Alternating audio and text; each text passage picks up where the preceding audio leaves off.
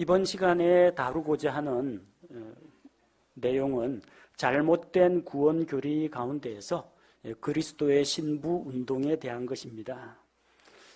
신부 운동이라고 들어보셨습니까?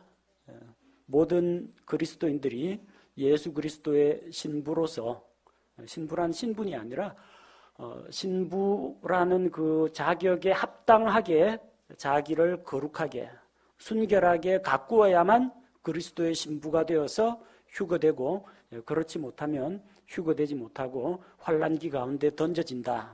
이런 교리를 그리스도의 신부 운동이라고 합니다. 그런데 이 그리스도의 신부 운동의 그 이념적인 토대가 되는 그 배경에는 은사주의가 깔려 있습니다. 신사도 운동하고 아주 밀접한 연계고리를 가지고 있습니다. 1900년대 초에 찰스 파햄의 은사주의 운동, 거기에서 오늘날 우리가 보는 오순절 은사주의 그리고 방언운동, 이런 것들이 나타나게 되었습니다. 성경에는 이스라엘이 농사를 시작할 때 건기가 끝나고 이제 우기 초반에 하나님께서 메마른 땅을 적시는 이른 비를 내려주십니다. 이른 비를 내리면 농부가 쟁기질을 해서 밭을 갈고 씨를 뿌립니다. 그리고 이제 우기가 다 지나고 마지막 곡식이 결실할 때 또다시 하나님께서 늦은 비를 내려주십니다. 늦은 비를 내려주시면 알곡이 여물고 과일이 알차게 이제 굵어지게 됩니다. 건기와 우기가 뚜렷한 이스라엘에는 이른 비와 늦은 비가 농사를 짓는데 반드시 필요합니다. 이른 비, 늦은 비, 그냥 비입니다. 빗방울 비입니다. 무슨 이른 비가 성령이라거나 그렇게 상징이나 비유로 해석할 게 아니라 비는 그냥 비입니다. 근데 왜 이른 비, 늦은 비라고 했느냐? 하나님께서 이른 비와 늦은 비처럼 일정하게 딱 정해진 시기에 자기 백성을 찾아오시고, 또 사람들은 계속해서 변하지만 하나님은 변치 않으신다. 이른 비를 통해서 하나님께서 백성들이 밭갈이를 할 수 있게 하시고, 늦은 비를 통해서 결실기에 풍성한 수확을 주신다. 그걸 강조하기 위해서 이른 비, 늦은 비를 이야기한 것이지, 이 빗방울에 무슨 영적인 효험이 있거나 그런 건 아닙니다. 그런데 성경 말씀을 이제 자의적으로 해석을 하고 알레고리, 비유로 해석하는 이런 사람들은 요엘 2장에 나오는 그 이른 비를 오순절 성령 강림으로 봅니다. 요엘 2장 23절에 보면 시온의 자녀들아 너희는 그때 즐거워하며 주 너희 하나님을 기뻐하라. 그분께서 너희에게 이른 비를 적당히 주셨으며 또 너희를 위해 비를 내려주시되 이른 비와 첫째 달에 늦은 비를 내려주시리니. 그래서 풍성한 수확을 주신다, 그런 이야기입니다. 자, 그런데 이제 은사주의 입장에서는 이른 비라는 것은 오순절 성령 강림을 이야기한다. 그리고 늦은 비라는 것은 이 세상 마지막 때에 일어날 현상으로 이제 해석을 합니다. 그래서 오순절 성령 강림은 사도행전 2장에서 이미 일어난 사건입니다.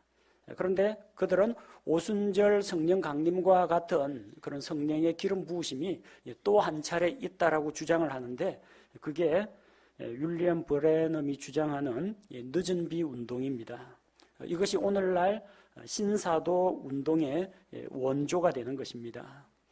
신사도 운동이란 무엇을 말하느냐 하면 예수 그리스도께서 직접 불러서 제자로 삼으시고 사도로서 파송한 제자들이 있죠. 예수님의 제자들, 그리고 사도 바울, 주께서 직접 임명해서 보낸 사람들을 사도라고 합니다. 근데 신사도 운동은 사도들의 시대는 이미 끝이 났습니다. 마지막 사도 요한이 죽고 난 이후에 이제 사도들의 제자들, 또 그 뒤를 잇는 침례 성도들, 성경 신자들이 그 신앙의 맥을 이어왔습니다. 하나님께서 사도들을 보내신 것은 어떤 한 시기의 일이지 사도시대가 오늘날까지 계속 이어지는 것은 아닙니다. 사도들은 하나님께서 직접 주신 권능을 직접 행사했습니다. 뱀에게 물려도 죽지 않고, 또 죽은 자를 살리고, 무슨 질병이든지 단숨에 즉시로 낫게 하는 이런 권능들, 사도의 표적을 보였습니다. 그런데 이제 신사도 운동을 전개하는 사람들은 사도시대가 끝난 것이 아니라 이 늦은 비 운동, 성령의 기름 부음을 받은 자기들이 오늘날 신사도라고 주장합니다. 그리고 자기들이 사도시대를 다시 복원할 수 있다라고 주장을 하는 겁니다. 그래서 그들은 은사주의에서 각종 표적 같은 것들을 많이 보입니다. 뭐 사람의 병을 고친다라든지, 뭐 방언 현상을 보여준다라든지, 이런 신기한 것들을 보여주는데, 오늘날 그 어느 누구도 예수님의 사도들이 했던 일들을 똑같이 행하지는 못합니다. 그럼 독사 주고 독사 한번 잡아보라고 하면 하나님을 시험하지 말라 하면서 도망가 버립니다. 청산가리 마셔보라면은 안 먹으려고 합니다. 무슨 독을 마셔도 죽지 않는다고 사도들에게 약속되어 있는데 말입니다. 죽은 자를 살린다고 했는데 신사도 가운데에서 죽은 자를 살린 사람은 아무도 없습니다. 무슨 질병이든지 다 고친다고 했는데 그 사람들 고치는 질병 보면은 꼭 무슨 정신, 신경증, 뭐 우울증 이런 것들이고, 뭐 팔다리가 잘려나간 사람들 팔다리를 붙여줬다라든지, 나병을 고쳤다든지, 암을 고쳤다든지 이런 기록은 없습니다. 그럼에도 불구하고 자기들이 바로 사도들의 전통을 잇는 신사도라고 주장을 하는 겁니다. 그래서 그들은 이 집단 제의적인 오컬트적인 그런 축사, 마귀를 쫓아내는 그런 일이나 질병의 치유, 임파테이션, 은사 접목이라고 해서 고린도전서 12장에 보면은 성령님께서 각 사람의 필요에 따라서 교회를 섬기는 은사를 준다고 했는데, 그 사람들은 누구든지 은사를 가진 사람이 다른 사람에게 손을 얹거나 다른 사람과 이렇게 뭐 포옹을 하거나 하면 은사가 옮아간다라고 하는 겁니다. 은사를 나눠줄 수 있다라고 하는 겁니다. 이게 임파테이션이라는 겁니다. 그래서 은사 받고 싶어서 아무나한테 가가지고 뭐 머리 내밀고 안수 받고 하는데 그게 영적으로 상당히 위험한 일입니다. 사도 시대가 다시 시작된다. 사도와 선지자 시대를 복원한다. 그런 주장을 펼치고 신구약 성경 66권을 통해서 하나님의 계시가 완성되었음에도 불구하고 자기들이 하나님으로부터 직통 계시를 받는다. 예언을 한다. 그렇게 이야기합니다. 그리고 기존에 우리가 가지고 있던 이런 정통신학, 이런 믿음 체계를 부정을 하고 성경 말씀을 해석하되 자의적으로 성경 말씀을 비유나 상징으로 해석하기를 좋아합니다. 브레넘의 주장 가운데에서 이 에덴 동산의 사건을 하나의 어떤 신화적인 혹은 비유나 상징으로 해석해서 이렇게 이야기합니다. 이브가 뱀과 성적인 관계를 맺었다고 주장합니다. 그게 이제 죄라는 거죠. 그래서 어떤 사람은 뱀의 씨앗에서 출생하기 때문에 지옥에 갈 운명을 가지고 태어나는데, 그 가운데서 하나님의 씨앗, 즉 이 윌리엄 브레넘의 이 가르침을 받아들인 사람은 그리스도의 신부가 된다라는 주장입니다. 여기서 이제 그리스도의 신부 운동이 나옵니다. 신사도 운동에서 사용하는 이 신부라는 개념은 뭐냐면은 한 신부, 한 처녀, 예수 그리스도의 아내, 교회를 이야기하는 것이 아니라 집합적 그리스도론을 이제 이야기합니다. 마지막 때에 선택된 자들만 하나님의 아들들이 될 것이다. 하나님의 씨앗들이 될 것이다. 집합적 그리스도들이라고 이야기합니다. 그리스도는 성경에 예수 그리스도가 있고 적 그리스도가 있고 둘밖에 없습니다. 예수님 믿는 한 사람 한 사람을 가리켜서 저기 김 그리스도님, 박 그리스도님, 정 그리스도님 이런 건 없습니다. 그런데 이 신사도 운동에서는 이 집합적인 그리스도들이 나타난다는 겁니다. 그래서 그들은 이 브레넘의 가르침을 받아들인 신사도 운동가들, 이 사람들이 바로 거룩한 신부들이 될 것이라고 주장을 했습니다. 근데 브레넘이 죽고 나서 뭐 그 조직을 그 다음 그 다음 신학자들이 이제 물려받습니다. 마이크 비컬, 밥 존스, 폴 케인 이런 사람들이 캔자스 시티 예언자 그룹을 결성하게 됩니다. 그래서 그들 역시 브레넘의 사상을 그대로 받아들여서 선택된 씨앗 세대만이 그리스도의 신부가 된다. 믿고 구원받은 모든 그리스도인이 예수 그리스도의 몸에 속한 자여 그리스도의 신부다. 이 교리를 부정을 하고 자기들과 같이 이 은사주의, 신사도 운동 활동을 하는 사람들만이 집합적 그리스도가 된다라고 주장을 합니다. 그래서 우리한테는 이제 집합적 그리스도 하면 익숙지는 않을 겁니다. 근데 우리 한국이나 이런 데에서 신사도 운동하는 사람들이 자주 쓰는 용어가 요엘의 군대, 지저스 아미를 이야기합니다. 우리 교회도 종종 그 포스터 누가 던져놓고 가고 그럽니다. 그래서 뭐 요엘의 군대, 마지막에 그리스도의 군대가 될 청년들이여 뭐 일어나라, 뭐 이런 전단지를 붙이고 뿌리고 다니는데 그런 활동하는 사람들이 거의 대부분 신사도 운동과 연계된 사람들이라는 겁니다. 요엘의 군대에 대해서는 이따가 다시 설명하도록 하겠습니다.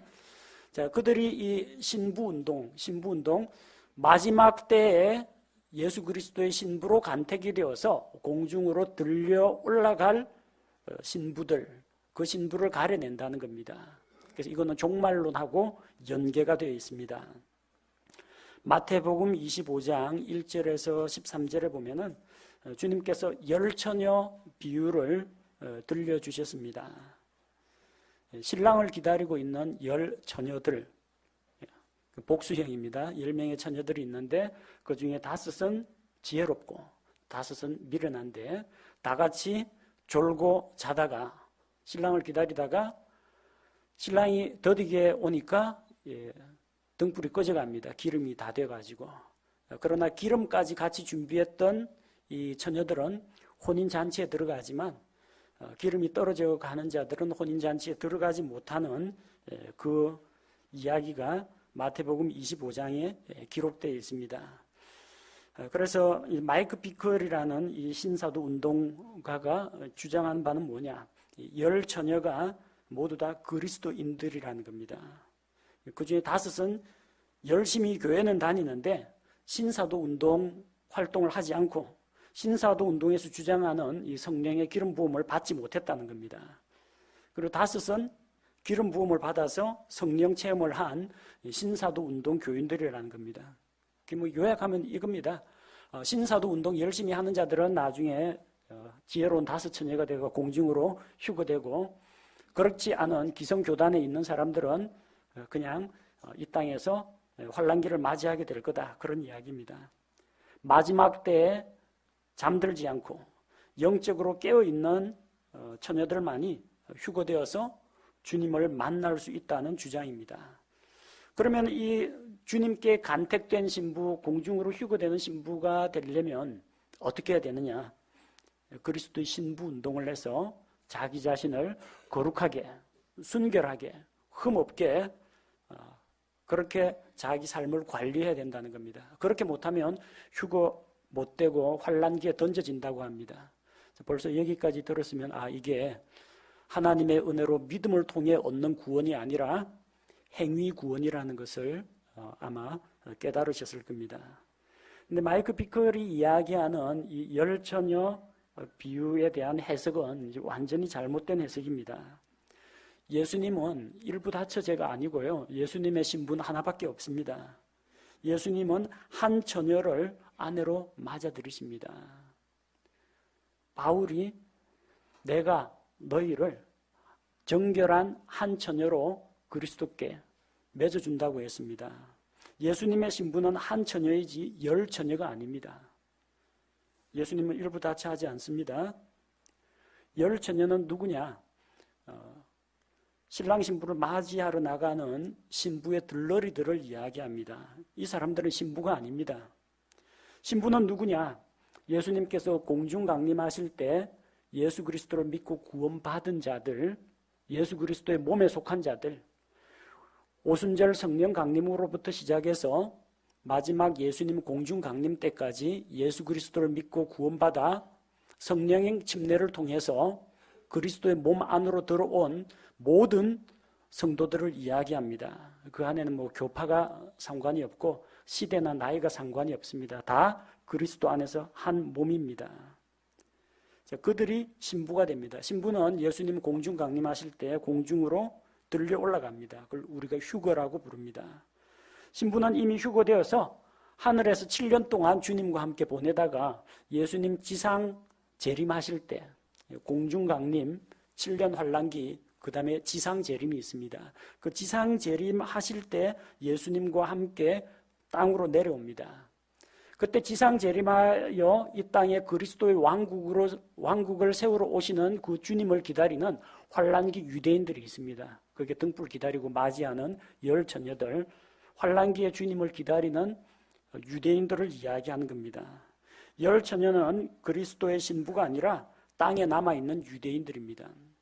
예수님의 신부는 공중에서 주님과 함께 있다가 내려옵니다. 열 처녀는 혼인잔치에 들어가고자 하는 사람인데 결혼하러 가는 건 아닙니다. 주님은 벌써 결혼하고 내려옵니다. 잔치하러 내려오는 겁니다. 결혼한 신랑을 맞이하러 가는 것이 이 열 처녀들입니다. 자기가 예수님하고 결혼하러 가는 거 아닙니다. 그러니까 이 등불과 기름을 준비하는 이 열 처녀들은 그리스도의 신부하고는 관계가 없어요. 그리고 잠들지 않고 뭐 깨어 있어야 한다 그러는데 문제는 성경 말씀에 보니까 10명이 지혜로운 5이나 어리석은 5이나 다 졸다가 다 잠들어 버렸습니다. 그러니까 잠들지 말고 깨어 있어야 한다 그런 것도 아닙니다. 예수님 밤에 오시니까 밤마다 흰옷 입고 잠 안 자고 뭐 어떤 그 종말론 단체에서는 그렇게 했다고 합니다. 물론 그 종말론은 불발로 끝나긴 했습니다만 지혜로운 자나 어리석은 자나 다 졸고 다 잠들었습니다. 여러분 잠들어도 아무런 문제될 게 없습니다. 기름은 성령하고 관계가 없습니다. 성령의 기름 부음을 받아야 한다. 등불만 받지 말고 준비하지 말고 성령의 기름을 준비해야 된다. 여기에 많이 세뇌된 분들이 상당히 많습니다. 이게 신사도 운동 나오기 이전에 장로교에서 이거 다 불렀습니다. 기름을 채우세, 가득 차게, 계속 타게. 성령의 기름을 채워. 주맞을 준비가 됐느냐 그러면서 이걸 성령의 기름이라고 해석을 했습니다. 여러분 성령님이 오래 타면은 소멸됩니까? 성령님이 좀 작아졌습니까? 어디서 가게에 가서 사오라고 그랬잖아요. 우리 쓸 기름도 부족하니까 너에게 나눠줄 수 없다. 그러니까 밖에 가서 사오라고 했는데 여러분 성령을 돈 주고 사올 수 있습니까? 성령을 다른 사람한테 내가 나눠줄 수 있습니까? 성령은 물질이 아닙니다. 성령을 많이 준비하고 적게 준비하고 그렇게 할 수가 없다는 겁니다. 성령을 옆 사람에게 나눠줄 수도 없고 가게에서 사올 수도 없습니다. 이 기름은 성령이 아닙니다. 기름은 그냥 기름입니다. 잔치에 들어가려면 불이 켜진 등불을 가지고 이 대열에 따라 들어가야 됩니다. 등불 준비 못하면 잔치에 못 들어가는 겁니다. 이 비유의 핵심은 환란기 때 주님의 지상 재림을 기다리고 있는 유대인들이 재림할 예수님을 맞이할 준비를 해야 한다는 이야기입니다. 신약교회 성도들하고는 관계가 없습니다. 왜? 우리는 뭐 직장에서 일하고 있든지 자고 있든지 뭐 어떤 상태에 있든지 예수님 공중 강림하실 때 우리는 다 들려 올라가기 때문입니다.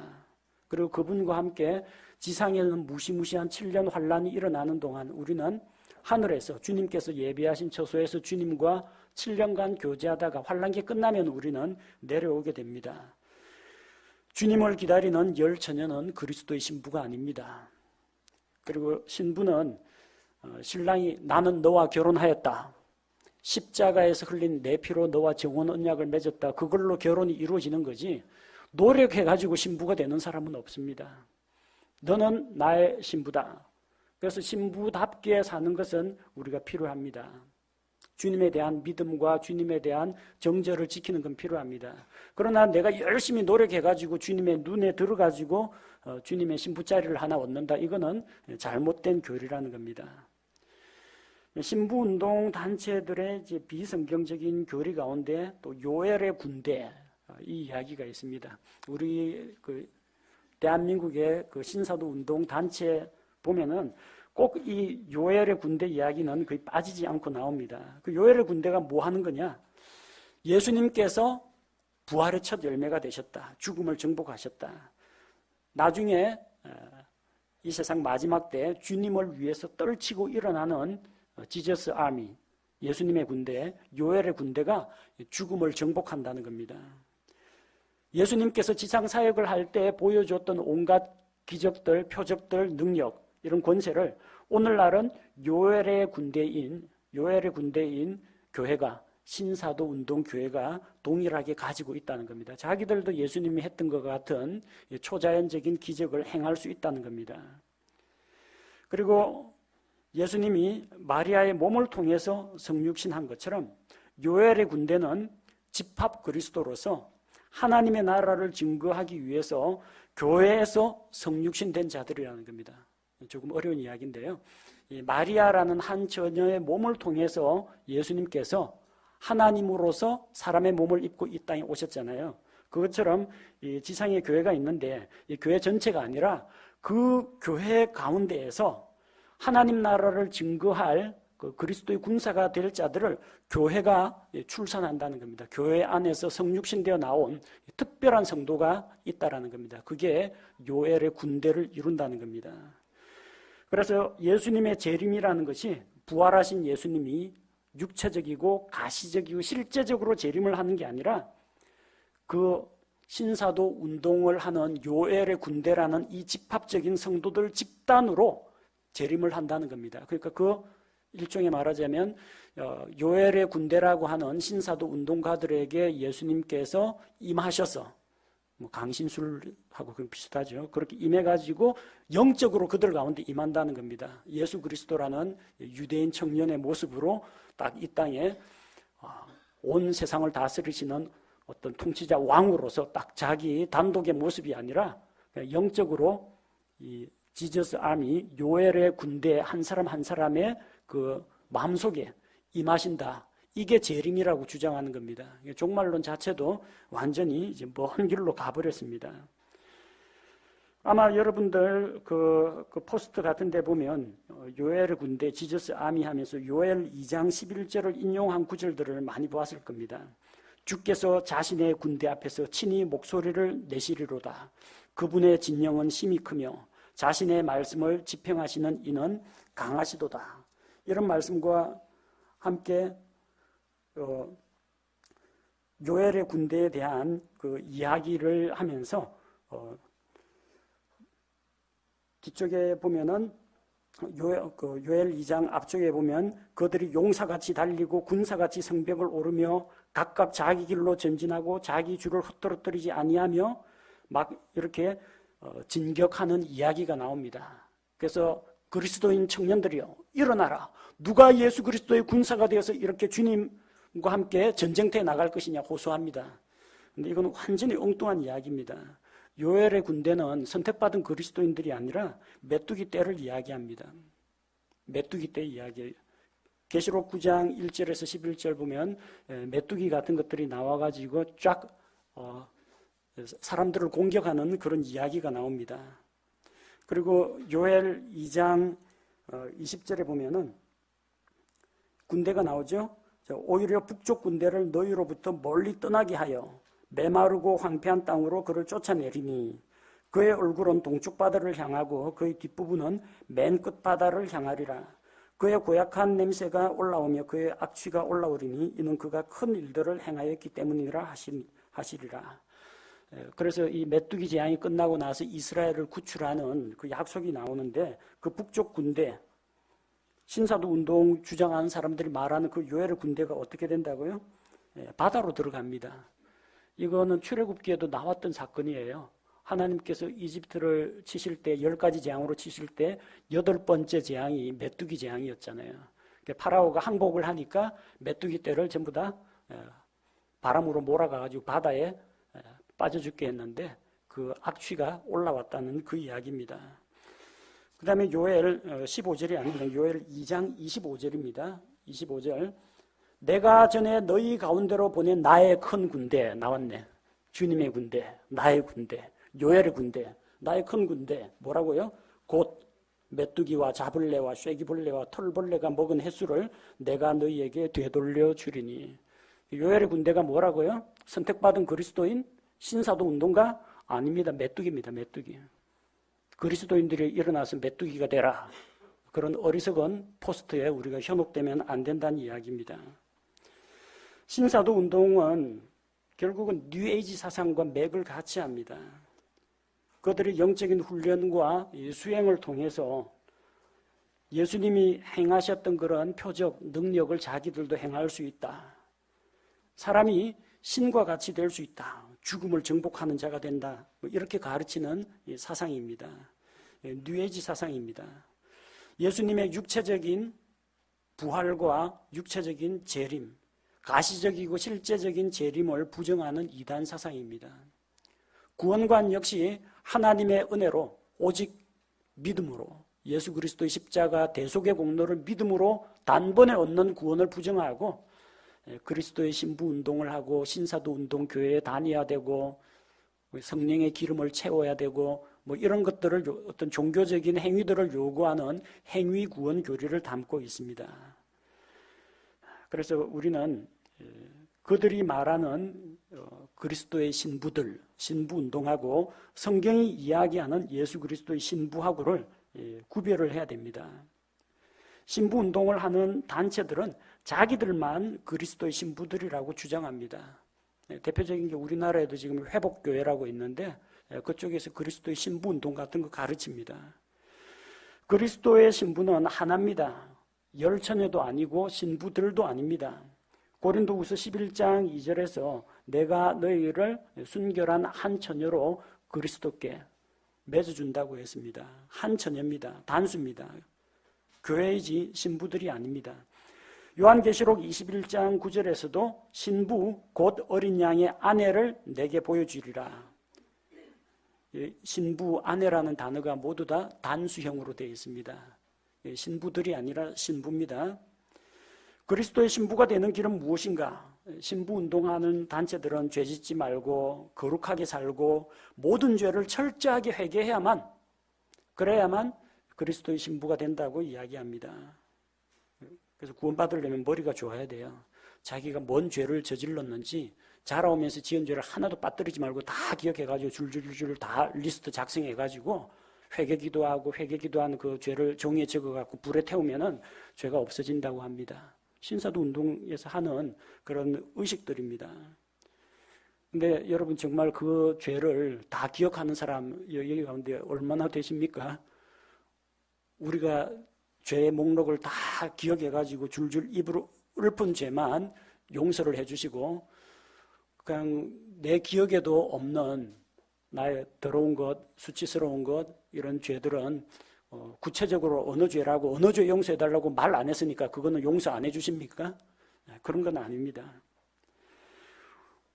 우리는 예수님께서 자기 피로 값주고 우리를 사셨기 때문에 그리스도의 신부가 된 겁니다. 신부 운동해갖고 신부된 게 아닙니다.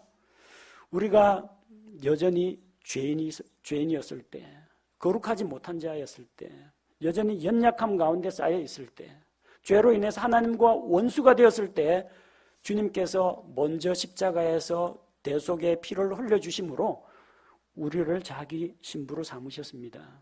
내 공로와 나의 거룩한 삶으로 신부가 될 수는 없는 겁니다. 그래서 행위구원 교리는 잘못된 겁니다. 자, 그럼 구원받은 성도들도 죄를 짓지 않느냐? 구원받은 성도가 죄를 지으면 어떻게 되느냐? 신부 운동을 하는 단체들은 성도는 죄 지으면 안 된다고 합니다. 그리고 죄를 짓더라도 모든 죄를 회개를 해야 구원받는다고 합니다. 회개할 때 언급을 안 한 죄는 용서 못 받는다.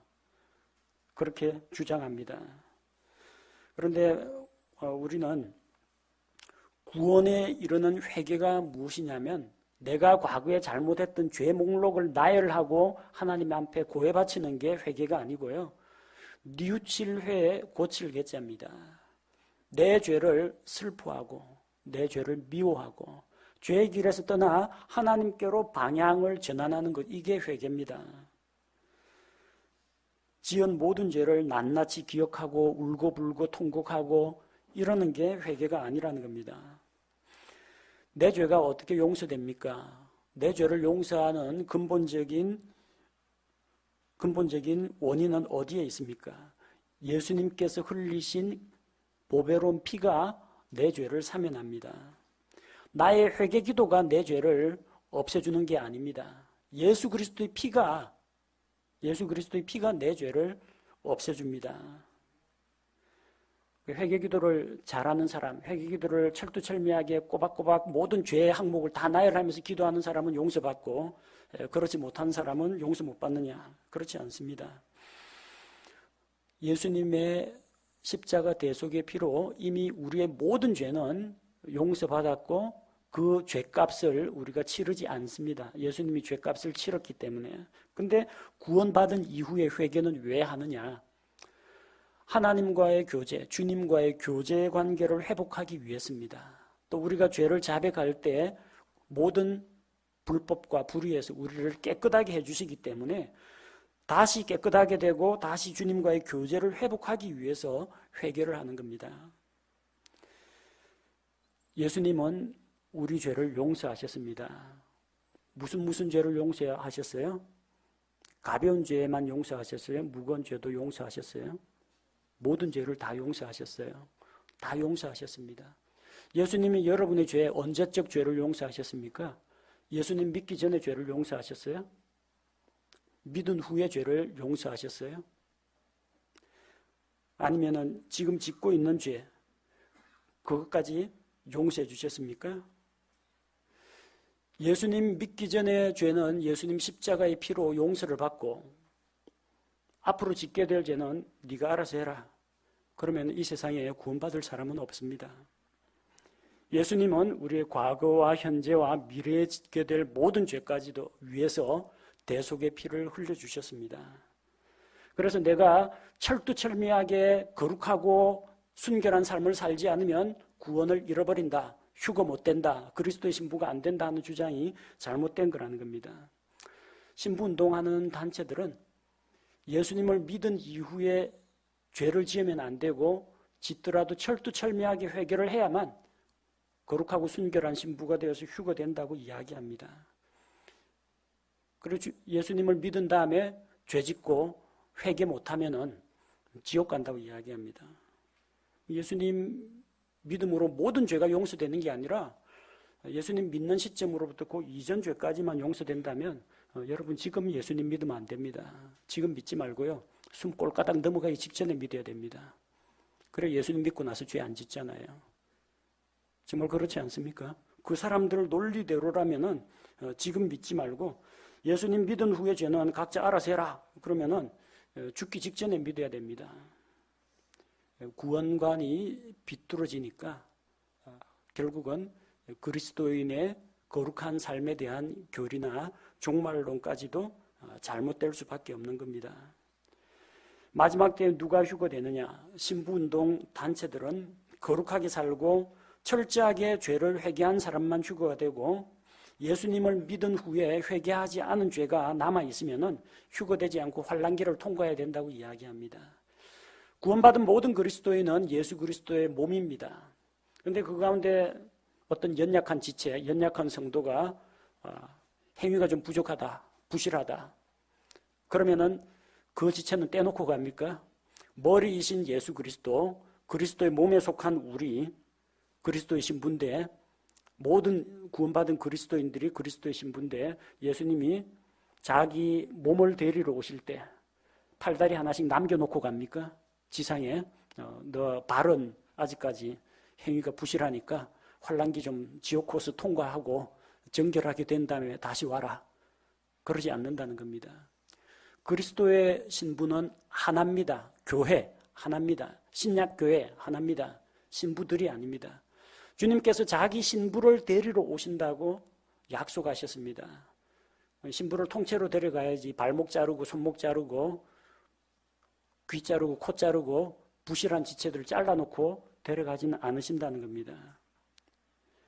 믿고 구원받은 사람들은 누구나 예수 그리스도의 신부요 예수 그리스도의 몸에 속한 자입니다.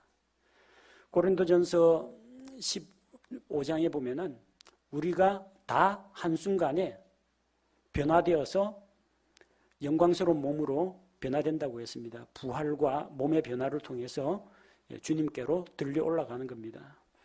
고린도 교인들이 신앙생활을 잘했습니까? 고린도전서 3장에 보니까 너희가 아직도 육신에 속한 자로다. 육신적인 그리스도인이다. 영적인 갓난아이다. 그 가운데 간음하는 자도 나오고 성도들끼리 법정 소송하는 사람들도 있고 그 안에 당파 싸움하는 사람들도 있고 별별 사람들이 다 있습니다. 교회를 섬기라고 은사로 줘놨더니 은사 자랑하고 남들 위해서 높아지고자 하는 사람들도 있습니다. 고린도전서 15장은 그런 사람들까지 다 싸그리 합해가지고 너희가 그리스도의 몸에 속한 자이기 때문에 마지막 때에 한순간에 우리가 홀연히 변화되어서 거룩하고 영광스럽게 변화된다고 했습니다. 구원은 하나님의 은혜로 값없이 받는 것입니다. 신앙 훈련을 하고 영성 훈련을 하고 신부 운동을 해서 구원을 받는 것이 아닙니다. 그래서 우리는 하나님의 은혜로 믿음을 통해 얻는 이 구원 교리를 붙잡고 이런 신부 운동과 같은 행위 구원 교리는 우리가 마땅히 배격해야 합니다. 그 말은 여러분이 구원받았으니까 이제는 마음껏 죄짓고 살라 그런 이야기는 아닙니다. 구원받고 하나님의 자녀가 되었기 때문에 자녀가 되기 위해서가 아닙니다. 자녀가 되었기 때문에 하나님의 자녀답게 살아가라는 이야기입니다. 그리스도의 신부로 간택되기 위해서 열심히 노력하라는 이야기가 아니라 예수님의 피로 말미암아 그리스도의 신부가 되었기 때문에 그리스도의 신부답게 거룩한 삶을 살라는 것이 성경의 가르침입니다.